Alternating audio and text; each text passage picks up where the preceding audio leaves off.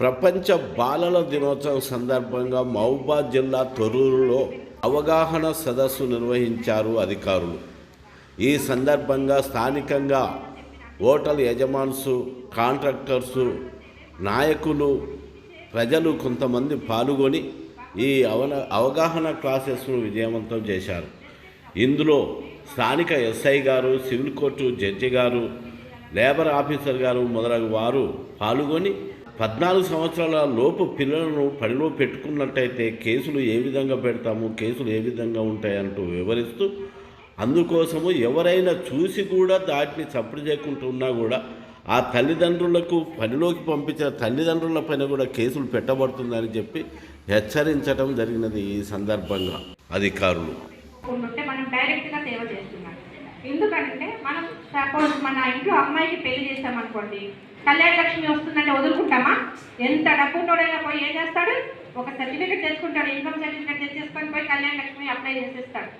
ఇంకేమేమున్నాయి, విత్తనాలు సబ్సిడీ వస్తుంది అనుకోండి, వాడు ఎంత డబ్బు ఉన్నోడైనా పోయి సబ్సిడీలో విత్తనాలు తెచ్చుకుంటాడు.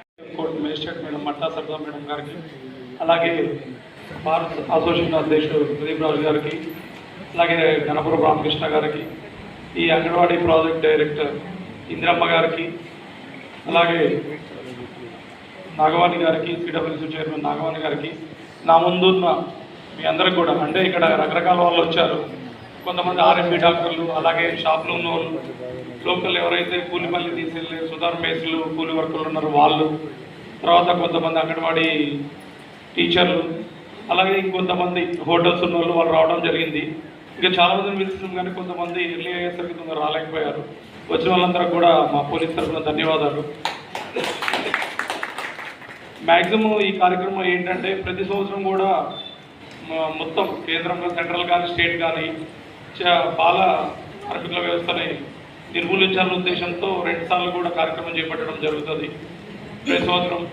ఆ కార్యక్రమంలో భాగంగా ఆపరేషన్ స్మైల్, ఆపరేషన్ ముస్కాన్ అనే 2 కార్యక్రమాలు చేసి మేము బాల వ్యవస్థలో కేసులు పెట్టడం జరుగుతుంది. దాంట్లో మాకు సిడబ్ల్యూసీ వాళ్ళు కూడా చాలా హెల్ప్ చేస్తారు. వాళ్ళు కూడా నిర్మూలించడానికి వాళ్ళు కూడా ప్రయత్నం చేస్తుంటారు. అట్లా కాకుండా కొంత అవేర్నెస్ అనేది మ్యాక్సిమం ఎవరైతే మీరు కార్మికులు తీసుకెళ్లే వాళ్ళు ఉంటారో వాళ్ళలో కూడా వస్తే ఇది మొత్తం నిర్మూలన అవుతుందని చెప్పేసి ఈ సందర్భంగా తెలియజేస్తున్నా.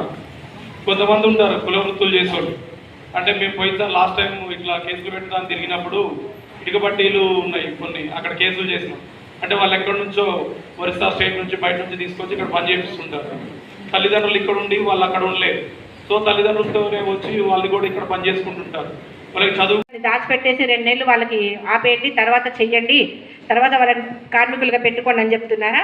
కాదు. ఒకవేళ మనం మర్చిపోయినామేమో, ఇలా పిల్లల్ని మనం పనులలో పెట్టుకోవద్దు, పిల్లల్ని పనులలో పెట్టుకుంటే వాళ్ళ జీవితాలు నాశనం అవుతాయి, దానివల్ల సమాజం మీద ఇంపాక్ట్ పడుతుంది అని చెప్పడానికి మనకు అవన్నీ ఆపరేషన్ మస్కాన్ కానీ ఆపరేషన్ స్మైల్ కానీ చెప్పి మీ అందరి మీద కేసులు బుక్ చేయడం. కేసులు బుక్ చేసి కోర్టులోకి వస్తే ఎంత ఖర్చు అవుతుందండి?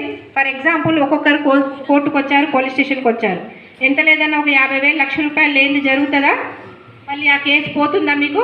అంటే ఆ 50,000 లక్ష రూపాయలు ఎవరికి ఇస్తారండి అంటే ఎవరికి ఇవ్వరు. మీ టైం పోతుంది, మీరు పోలీస్ స్టేషన్ల చుట్టూ, కోర్టుల చుట్టూ కాగితాలు అని చెప్పి, వాయిదాలు అని చెప్పి తిరుగుతూ ఉంటే నష్టం జరుగుతుంది.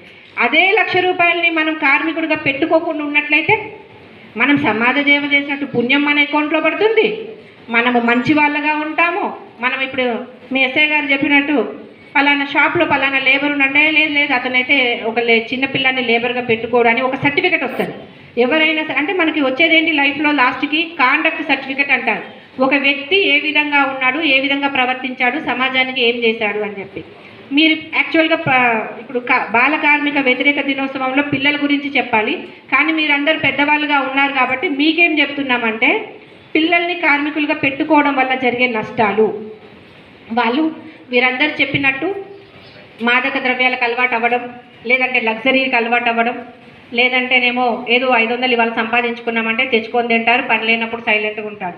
అంటే పర్పస్ ఆఫ్ లైఫ్, ఒక మనిషి భూమి మీద పుట్టాడంటే ఏదో ఒక పని చేయడానికనే వస్తాడు.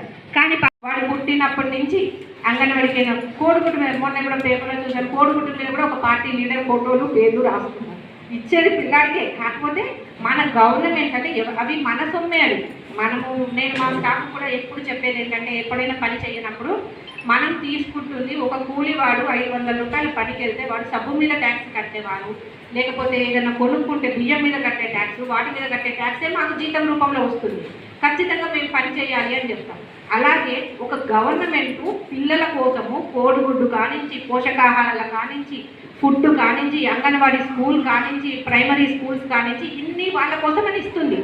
మనము ఒక వ్యక్తిని మనం లేబర్గా పెట్టుకున్నట్లయితే వాడు అవన్నీ మిస్ అవుతున్నట్టేగా. వాళ్ళ కుటుంబానికి అది టెంపరీగా నీడ్ అయి ఉండొచ్చు, కానీ ఇన్ ఫ్యూచర్లో అతను ఈరోజు తాత్కాలికమైన లాభాన్ని వదులుకుంటే భవిష్యత్తులో గొప్ప గొప్ప లాభాన్ని సాధించి పెడతారు. అలాంటి వాళ్ళే గొప్ప గొప్ప పనులు చేస్తారు. మనము చూసినట్లయితే గొప్ప వాళ్ళ ఇళ్లలో పెరిగిన పిల్లలు వాళ్ళ దాదాపు తెలియదు.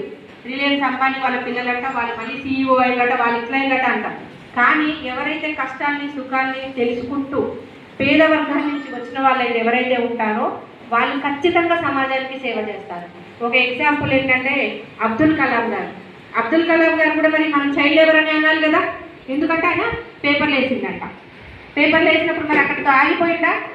చదువుకొని తను ఒక్కొక్క స్టెప్ ఎక్కుతూ ఇంత ఉన్నత స్థానానికి వచ్చి ఒక పెళ్లి